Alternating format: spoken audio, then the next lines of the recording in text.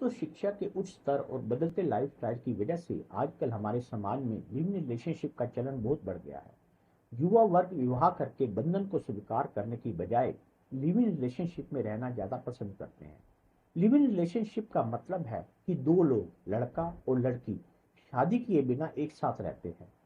वह एक दूसरे को प्यार करते हैं और एक दूसरे के साथ समय बिताना पसंद करते हैं, लेकिन उन्होंने शादी करने का फैसला नहीं किया है। और अगर साधारण शब्दों में कहें तो यह एक ऐसा रिश्ता है जिसमें दो लोग बिना किसी कानूनी बंधन के साथ रहते हैं, एक ही घर में रहते हैं, खाना बनाते हैं और एक दूसरे का ख्याल रखते हैं। वे एक दूसरे से प्यार करते हैं और भावनात्मक रूप से जुड़े होते हैं। दोनों के पास अलग अलग पैसा होता है और उनके पास शादी का कोई कानूनी दस्तावेज नहीं होता। अब आप कहेंगे कि फिर शादी और लिव इन रिलेशनशिप में क्या अंतर है? एक शादीशुदा जोड़ा भी तो ऐसा ही करता है।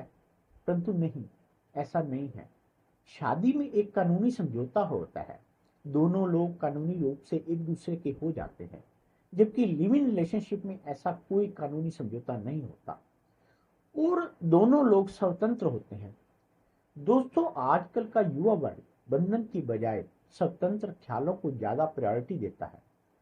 शादी के बाद जितनी जिम्मेदारियां होती हैं, लिव इन रिलेशनशिप में उतनी जिम्मेदारियां नहीं होती। लोग अपनी पसंद से अपने जीवन साथी का चुनाव करना चाहते हैं और शादी के फैसलों को जल्दबाजी में नहीं लेना चाहते। और लिव इन रिलेशनशिप में एक दूसरे को जानने का मौका मिल जाता है। वास्तव में अगर देखा जाए तो लिव इन रिलेशनशिप भारत में कोई नई बात नहीं है। हजारों साल पहले भी हमारे देश में लोग शादी के बिना साथ रहते थे। हमारे पुराने ग्रंथों में गंधर्व विवाह के बारे में लिखा है, जिसका मतलब होता था कि किसी लड़का और लड़की बिना किसी शादी समारोह के बस आपस में राजी होकर साथ रहने लगते थे। यह वैदिक काल से ही चल रहा था और कई सदियों तक चला। हालांकि बीच का कुछ समय जब अंग्रेज भारत आए तो उन्होंने कई नए कानून बनाए।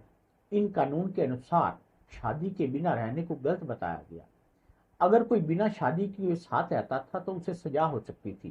परंतु आजकल की युवा पीढ़ी शादी से पहले एक दूसरे को अच्छे से जानना चाहती है, इसलिए कई लोग शादी करने से पहले कुछ समय के लिए साथ रहना पसंद करते हैं। अब आप इसे लिव इन रिलेशनशिप के फायदे कहें या नुकसान, जबकि युवा वर्ग इसको फायदा ही मानता है। उनके अनुसार लिव इन रिलेशनशिप के कारण शादी से पहले एक दूसरे की आदतों और पसंद नापसंद को जानने का मौका मिलता है और साथ ही साथ शादी के बाद जितनी जिम्मेदारियां होती हैं, लिव इन रिलेशनशिप में उतनी जिम्मेदारियां नहीं होती। फायदे हों या नुकसान, सबसे बड़ा मुद्दा तो यह होता है कि लिव इन रिलेशनशिप में रहने वाले जोड़े के कानूनी अधिकार आखिर क्या हैं। क्योंकि जब कोई जोड़ा लिव इन रिलेशनशिप में रहता है तो पूरी संभावनाएं होती हैं कि उनकी संतान भी हो। तो ऐसे में उस संतान के क्या अधिकार हैं? क्या वह पिता से भरण पोषण का अधिकार रखता है या रखती है, या वह अपने माता पिता की संपत्ति में अधिकार रखते हैं? यह बहुत ही गहन चिंतन का विषय है। आगे चर्चा करने से पहले मैं आपसे एक हम्बल रिक्वेस्ट करूंगा कि अगर आप इस चैनल पर नए हैं तो प्लीज चैनल को सब्सक्राइब करें, ताकि हमारे आने वाले हर एक वीडियो की नोटिफिकेशन आपको तुरंत मिल सके। हाँ, तो मैं बात कर रहा था लिव इन में रहने वाले पार्टनर्स और उनसे हुई संतान के कानूनी अधिकारों की। आपकी जानकारी के लिए बता दूं कि भारत में लिव इन रिलेशनशिप के संबंध में कोई अलग से कानून नहीं है, परंतु सर्वोच्च न्यायालय ने अपने कई निर्णयों में लिव इन रिलेशनशिप को कानूनी रूप से मान्यता दी है। आज की इस वीडियो में हम इन्हीं निर्णयों और कानून पर चर्चा करेंगे जो भारत में लिव इन रिलेशनशिप में रहने वाले लोगों के संबंध में न्यायालय द्वारा समय समय पर दिए गए हैं। इस संबंध में सबसे पहला निर्णय सर्वोच्च न्यायालय द्वारा 1 अगस्त 1978 को दिया गया, जो कि बद्री प्रसाद बनाम उप निदेशक समेकन नामक केस में सर्वोच्च न्यायालय ने लिव इन रिलेशनशिप की वैधता को माना। कोर्ट ने स्पष्ट किया कि यदि एक पुरुष और एक महिला लंबे समय तक एक साथ रहते हैं तो ऐसे संबंध को विवाह माना जाएगा।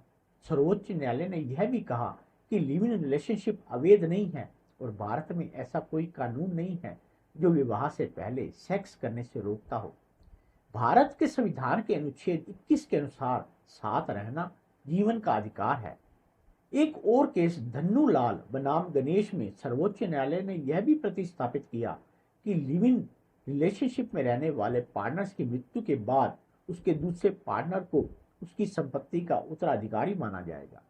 इस केस में मृतक के परिवार वालों का कहना था कि जो महिला उसके साथ लिव इन रिलेशनशिप में रह रही थी उसकी संपत्ति में उत्तराधिकार नहीं मिलना चाहिए, यहां तक कि तब जब वह पिछले 20 वर्षों से उसके साथ रह रही थी। उनका कहना था कि ऐसा इसलिए क्योंकि मृतक से उसकी शादी नहीं हुई थी, परंतु कोर्ट ने उनकी दलील को खारिज किया और यह प्रतिस्थापित किया कि अगर कोई महिला पुरुष के साथ लंबे समय से रह रही है तो इसे विवाह ही माना जाएगा। एक अन्य मामले भारत मठ बनाम भारतीय रंगानाथन के मामले में उच्चतम न्यायालय ने यह निर्णय दिया कि लिव इन में पैदा हुए बच्चों को अपने माता पिता की सार्वजनिक संपत्ति में हिस्सा पाने का अधिकार है। हालांकि पैतृक संपत्ति में यह नियम लागू नहीं होगा और इसी प्रकार ऐसी संतान या पत्नी को सीआरपीसी की धारा 125 के तहत गुजारा भत्ता पाने का भी अधिकार है।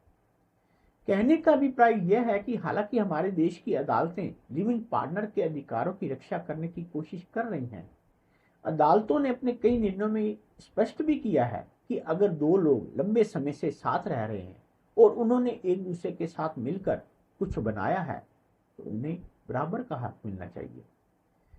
पर मेन इशू यह है कि इस संबंध में लिव इन में रहने वाले पार्टनर के क्या प्रयास होने चाहिए। पहला प्रयास यह होना चाहिए कि अगर आप लिव इन रिलेशनशिप में हैं तो आपको अपने खर्चों और संपत्ति का रिकॉर्ड रखना चाहिए। आपको कानूनी सलाह लेनी चाहिए। अगर आपको लगता है कि आपको किसी कानूनी समस्या का सामना करना पड़ सकता है, आपको किसी वकील से जरूर संपर्क करना चाहिए। अब नजर इस बात पर है कि आगे क्या होगा। हमारे देश में कानून लगातार बदल रहे हैं। उम्मीद है कि जल्द ही लिव इन रिलेशनशिप के लिए भी एक स्पष्ट कानून बनाया जाएगा। यह कानून लिव इन पार्टनर्स के अधिकारों की रक्षा करेगा और उन्हें सुरक्षा प्रदान करेगा। उम्मीद करता हूं कि यह जानकारी आपके काम की होगी।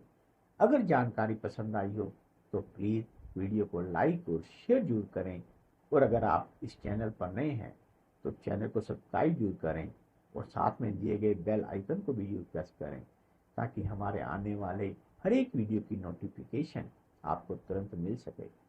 धन्यवाद। नमस्कार।